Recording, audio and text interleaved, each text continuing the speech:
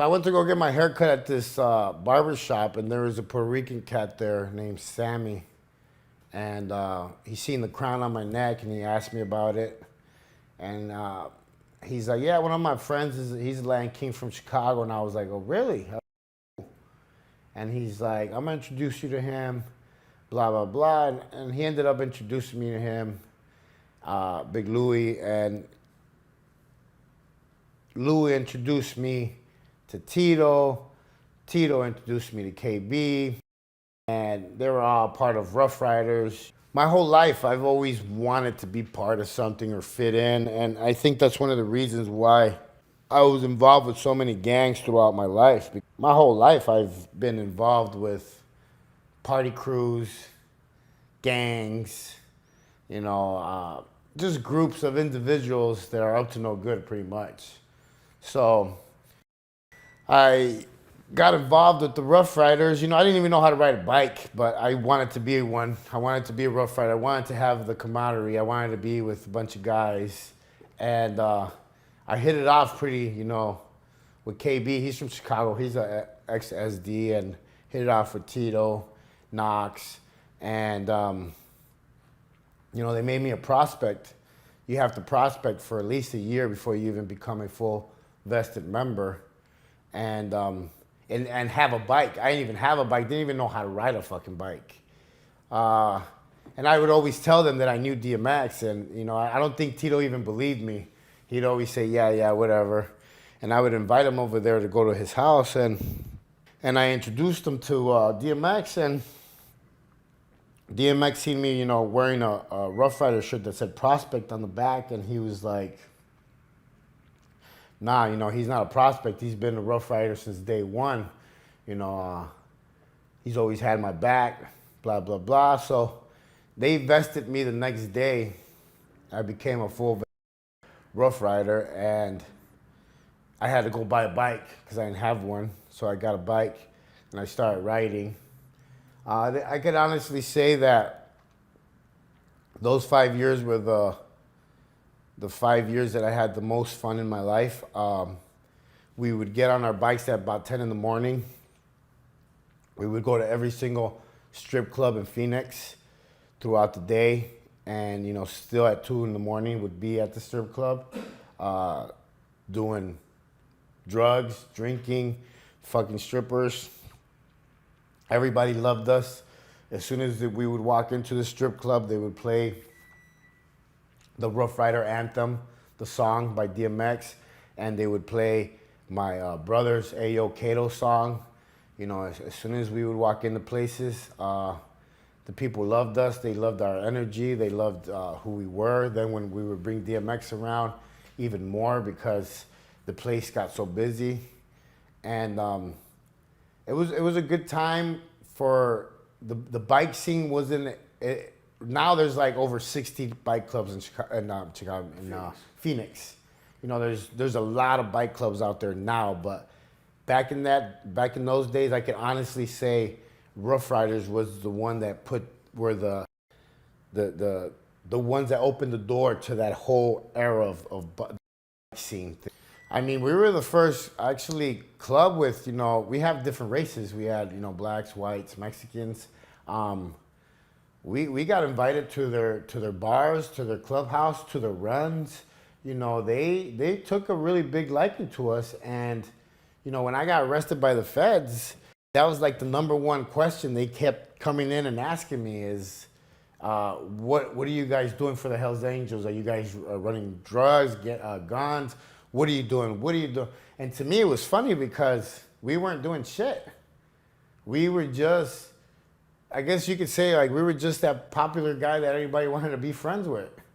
Yeah, I mean, we were coming to their clubhouse, and one of my boy, E, he was the blackest dude you could possibly, and we were coming into their clubhouses, and we were hanging out with them at the bars that they hung out in, Mesa, Phoenix, Carefree, because that's one of their, that's when their big leader lived out that way. I mean, I'm not gonna lie. I mean, I like the whole structure, the whole,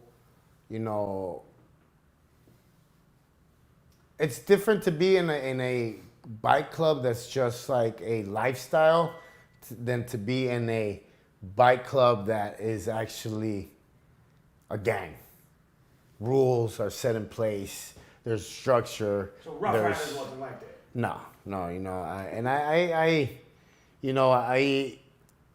there was times where we would be out and I would be, in my head I would think, I would be like, man, I would want to be part of something like that, and then I would have to like kind of pull myself back because I was actually, I never interacted with a Mongol in the free world, but when I was in, I never interacted with no Mongols in the free world, but when I was in Vegas, they had me in the gang unit. It's underground. It's a new prison that they built. And they happened to have a real big gang fight where the Bloods and the Crips got into it, and they had to double cell all these people in the unit where everybody's single celled. And I was left, and there was a Mongol upstairs. He was from Vegas, and he was going to get some time because he was involved with that whole Laughlin thing. And not the Texas thing, the Laughlin thing. Yeah. Because the Texas thing was really crazy. Yeah, no, the Laughlin thing. He was going to get some time, and I guess he was going through some shit where he would, like, beat up all his cellmates or, he was a wild one. And I don't know, something just told me that, I don't know if it was that I was desperate to have some interaction with somebody because I had already been by myself for like 6 months, or something in my heart just told me that, I just needed to be around this dude. Was he, excuse me, how big and intimidating was he? He was a big guy. He was a little intimidating. He had that whole biker look, you know what I mean? Big guy. I asked the sergeant to put me in there with him, and he's like, oh, I can't. And then, and I kept bothering him about it, and he's like, well, you got to sign a paper if I put in there that, if something happens to you, it's not our fault. And you don't remember this guy's name? Yeah, I remember his name. Can we say Mouth. Oh, you don't know his real name? That's his nickname. I don't ask for real names. M-O-U-T-H, Mouth? Yeah. And it was because he had a really big mouth. I mean, he would fuck. I used to stare out my little window, and he was upstairs. And all day, it was comedy how much he would fuck with the cops, the COs, when they would walk by his door. He would hit the door. He would always scare them or scream at them and tell them, you'll never take me alive, coppers. Like, he was just constantly fucking with them. And it was just comical how he would get under their skin. Like, comical. And he was the troublemaker of the unit.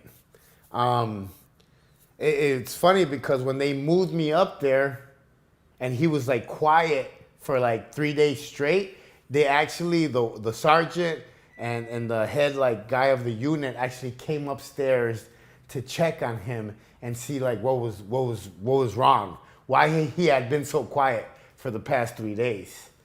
And the funny part is that when I moved up there, he didn't know nothing about religion, man. He didn't know. I'm not a very religious person, but I know who Jesus is. I know, I know pretty much the basics. And, I taught him about being positive, taught him to play chess, taught him to work out, taught him how to box. We would box with the sandals.